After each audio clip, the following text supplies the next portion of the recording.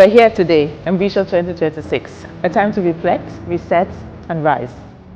Last year's edition was amazing, highly transformational. Testimonials have been pouring in, and you can imagine the people who joined us last year are here again today, even with their friends.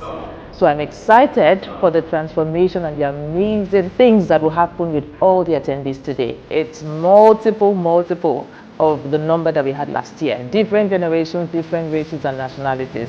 Let's get it started. This year's edition is going to be really transformational, just like the one we had last year, but we're taking it a notch higher. We're going to be discussing gratitude, not just discussing now, but taking that meaningful pause and that space to breathe and appreciate our year in review. We're going to be reviewing it in details, having holistic assessments across 8 aspects of our lives, intricate aspects that you can't even miss it. And at the end of the day, we would sit back and then plan for the year ahead. That's why the workbook that we designed is called My Blueprint. With that, we have all that we need, the appropriate toolkit, and everything that we need to get 2026 started. I'm so excited for the change that will happen with all the attendees this year. I'm looking forward to it. Most productive 4 hours I spent this year, probably. It was a wonderful session. Every tool we used was so useful and so thoughtful. I'm Renee, and I came to 2026 Envision for the first time. And one thing I'm taking away from today is that it was a start. And it was the start that I couldn't do by myself. I've never done anything like this, and I really needed a push. I am moderate to growing, and I put a heart next to it because how very blessed am I to be in a space that I can work on myself and continue to grow, and this has been wonderful.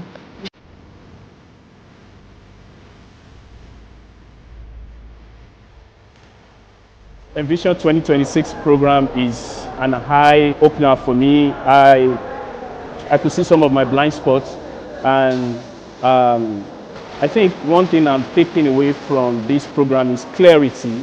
I have clarity for 2026. It means we can make 2026 better because we have the control. What we don't plan, we cannot measure, right? What we don't put in perspective. Now that you know, if my 2025 was like this, then these segments need attention. So if it's your mental health, you need to then know, okay, I got 0 in creating boundaries. That means some relationships I need to work on, right? I wasn't eating well, then I shouldn't be wondering why I'm feeling I'm not breathing well or doing all of that, right? I can see the root cause, so I address it. I need to adjust. And my highest score was 16, the rest were 9, 10. And I'm so surprised when I looked at my score today because my highest was 19, the lowest is, I think, 16. Wow. That's gross, huh? I'm shocked. I'm just shocked at myself. But I can actually attest that the Envision 2025 really challenged me.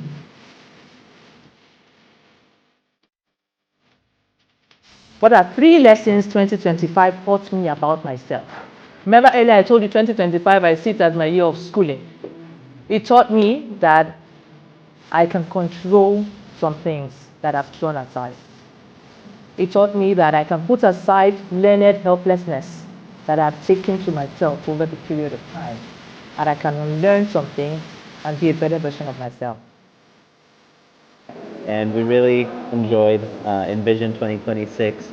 I'm not someone who usually plans or looks ahead or thinks about all the different things that could be done in the future, so it was really good to have intentional time just pausing, reflecting on what has happened, what God did in my life for this past year, and then looking ahead and seeing areas where He's calling me to grow and be better, to honor Him in all different areas. So it was a really good time, not only to get to reflect, but also in the small groups, I got to speak and meet people who I probably never would have talked to or wouldn't have met if it weren't for this conference. So it was a blessing.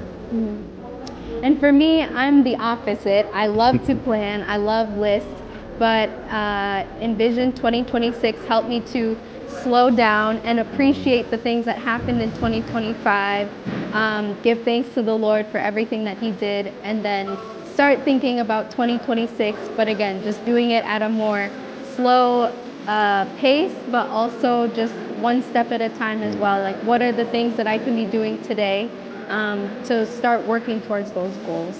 But again, it was really great to meet new people that I had never met before.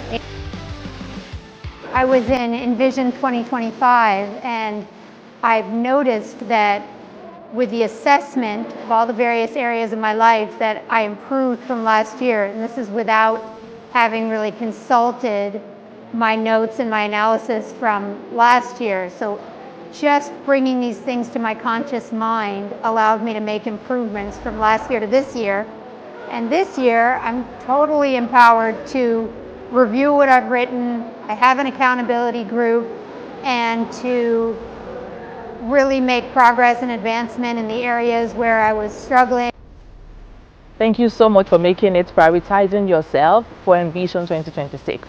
I'm looking forward to Envision 2027. This is a yearly event, and this is purpose-driven for men and women. I'm glad we had about 15% attendance of men this year. Last year was only women. So I'm excited and I'm grateful for what has happened this year. On to Envision 2027.